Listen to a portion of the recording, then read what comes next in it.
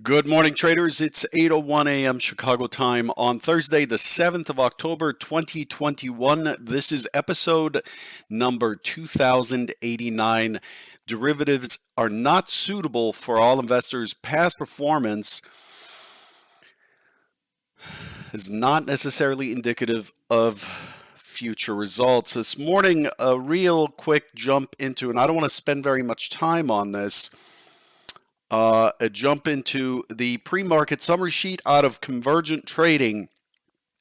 We see that the market is in a risk-on sentiment. The European markets leading higher, very strong. There was a commitment from Russia, from Putin, to supply to keep the Eurozone markets well supplied with gas. This is removing a potential obstacle on growth, which is energy supply and energy consumption, and has caused a quick pop into the European market. We see that the S&P is up about 39 points. We're opening in a gap up out of range. We're up 39 points or 91 basis points. The Dow Jones, which has been a laggard, is finally catching up 305 points. The NASDAQ's doing pretty well considering it's up 147 points or 100 basis points, and so on and so on and so forth. As you see in front of you, crude is coming off.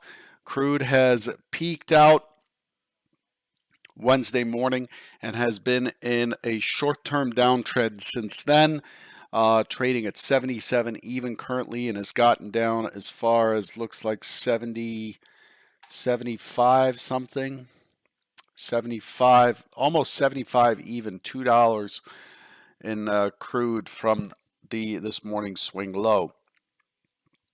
So that's where we stand. On the calendar, not a lot that's heavy. We get the cakes in. Services PMI out of China today at 945. 945. And the S&P has traded 257,000 contracts, which is heavy. Currently, it is above the typical volume or the mode for the overnight session in the S&P. The range 43.5 points, again well above the one standard deviation of the range in the S&P overnight. So expecting today's session to be kind of busy. The inventory is 100% long. All trading has occurred above the prior day's settle. Inventory is 100% long. That's what we've got for this morning. This is the map for yesterday. The expectation yesterday is we'd run into 15 and then find some sellers. Expected the 06 to 21 region to present resistance. Expected this to turn over back to the overnight point of control, potentially run down. If not, we're looking for it to push up into the 06 area, pull back, set up a base, consolidate in the 06 to 21 area, and then finally let go to push us back to 54 at the high. That's this number shown right here. Scenario 2 was spot on yesterday. Not that that's our objective. It is just a map. Here's what we've got in our review segment. We open up, we push into that 2106 area. 21 is actually over here. We squeeze right into this 17, and then we pull back. We pull back as expected. So far, this looks like scenario 1 until we turn back up and we then attack that upper range again. That puts scenario 2 on deck, looking for a pullback to get long and looking for 54. The high yesterday, the session high yesterday was 55.75. Remember, we're looking for 54 and 43, 55, 50 has been that over underline the multiple lows and highs that have on the dailies that have taken place over the last few months. So yesterday was a reversal of the overnight session, and it took us right back to the prior session point of control, basically right back into this key area 43.50 and 43.55. Pretty strong close yesterday. If we bring back the lines, we see that we had a small range extension pull back towards the mid of the session, which is this blue line. We did poke the low. We finished yesterday with a lower high, lower low, which is confusing because the prior session was a higher low, higher high against the session before it. So Tuesday against Monday was starting to one time frame up, and then yesterday resumed the one time framing down. So this remains a confused area. We've moved the low lower and we've moved the high lower yesterday, despite the fact that we came in on a multi-distribution strong close. The market closed near its highs. It did not migrate to point of control up here to 43, 42 or whatever that is. Yeah, 43.42. We didn't migrate the point of control. The expectation is this is likely not done. The auction is not complete. We had a weak high on Tuesday. 1 second, I need to clear my throat. Excuse me. We had a weak high on Tuesday, and the expectation is we are likely to take out that weak high of 43.59 and start working ourselves back towards that 43.80 area, the next key area above. That's what we've got coming into the overnight session. Here it is. We open back up in today's session right in here, right against the prior high, 43.55. And then in the Asian session, we push higher and then we hold sideways until the Europeans come in, and the Europeans come in relatively strong. We end up with a double distribution profile, relatively heavy on volume, and we're holding right up here. We've shifted the point of control to the upper end of the range. It was at 43.76. Now it's at 43.94.75, right near the overnight high of 98.50. This is a tricky position to open in, with the point of control catching up with the current action overnight. Wow, my voice, I think I'm losing my voice, talking too much. What this is telling us is that there's enough selling and buying occurring near the highs to move the point of control higher. So that fact in and of itself doesn't mean anything other than look out, pay attention to what happens next. So depending on how the market treats this transition of the point of control higher, how we respond to it sets us up for what comes next. Right now, we've got a big zipper zone. You can see it right in here. This big zipper zone right against this 43.70 to 43.80. And this is what we're going to measure the performance on for the morning. So we're looking for, how does the market treat the zipper coming in? We have a low volume node below us. So the question is this. This is the question for the open. With a 100% inventory long, do we become responsive immediately and start working through the 43.80 and therefore pushing into 43.77.50 singles, and then again 43.70? Do we get back in here and then just grind our way through in a responsive market down, or do we pull back into this full session VWAP, full session mid area, the 77 to 81 area, which happens to be in the zipper zone, which happens to be pretty decent support for a long, to continue into 4,400, poke through to 44.06. This is what we need to find out. Our detective work this morning is to watch the open carefully and see how it treats this whole area between 43.80 and 43.70. That's our job this morning. Okay, so do we come back and we have a gap and return situation, or do we show up and have a gap and go situation, given that the overnight inventory is 100% long already?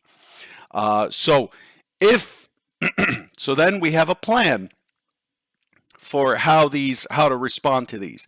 If we have a responsive seller that comes back in and gets choppy in here, starts to chop around, there's nothing to do. Keep your hands off the mouse. If it starts to poke through the other side and challenge the 70 and push through, then we have responsive selling. Responsive selling. So our job then is to find a short against a predefined level that we're going to lean against, that gives us, our backup, watches our back. We're going to look for a short pullback after a drop, looking for settlement to be tested again. Again, settlement for last night is 43.54, and we're likely to get back to 43.50.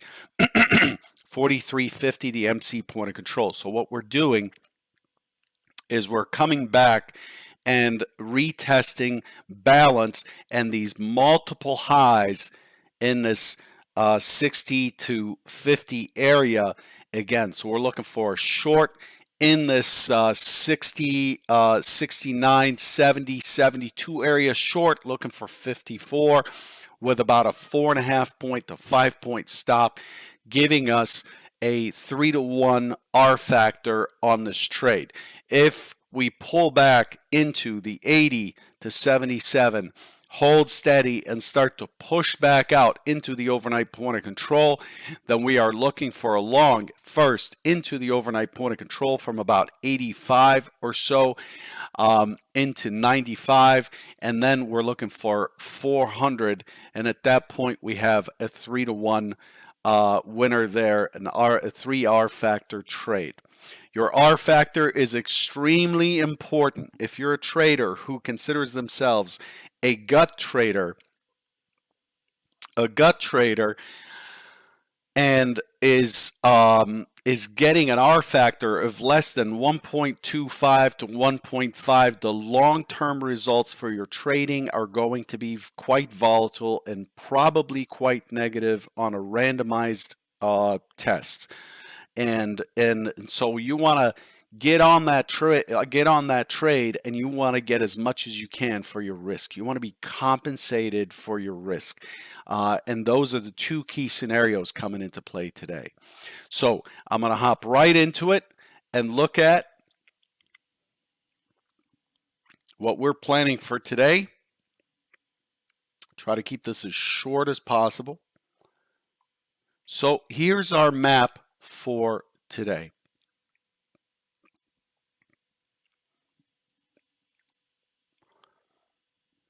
What's the deal here? Why are my colors? There we go. Okay, so here's our map for today. Again, I'm going to draw a box right in here on this zipper range. Right here. This becomes the key area. We are likely to open right here. The prior high is down here. The prior high is at 43.55.75, so we're opening in a gap zone. The expectation with 100% inventory is a response back into the 80 area, which brings us back into the VWAP right there. The cyan line is the full session VWAP and the full session mid, so we're looking at 81 to 76.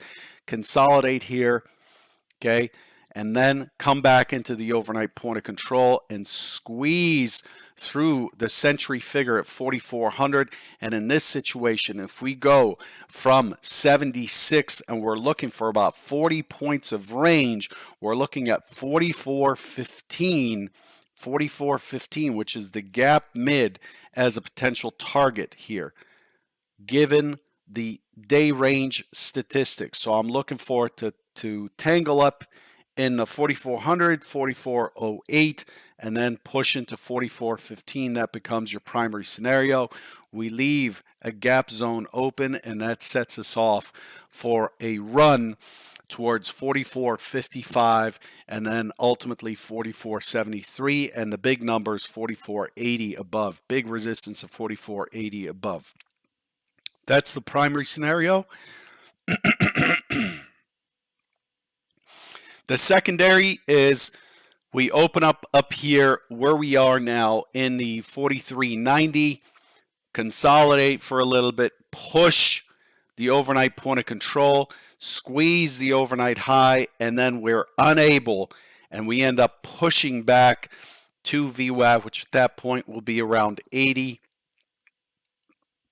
Consolidate here, and then we're looking for the short back to the prior settlement. Remember, the prior settlement's 44.53 or so, 44.54. That becomes the key figure to test, is 54, brings us back into settlement, and then we get into the prior range, consolidate in the prior range down into the this low volume node right here, this area that we left behind yesterday at 44.36 or so, consolidate at 36 for the bounce into the close. So we're looking for 36 down here. This gives us a range of approximately 54 points from the high. It's a lot of range, but to the downside, range tends to expand wider. That's the secondary scenario. The thing is, because we've been in this pretty wide chop zone, scenario 2, which is the opposing scenario, has been playing out a lot. I do expect the market to continue to squeeze higher here. We do have a pretty decent base, and we're opening quite strong given that we closed with a lower high, lower low yesterday. We may see ourselves responsive and back into the prior day's range quite easily.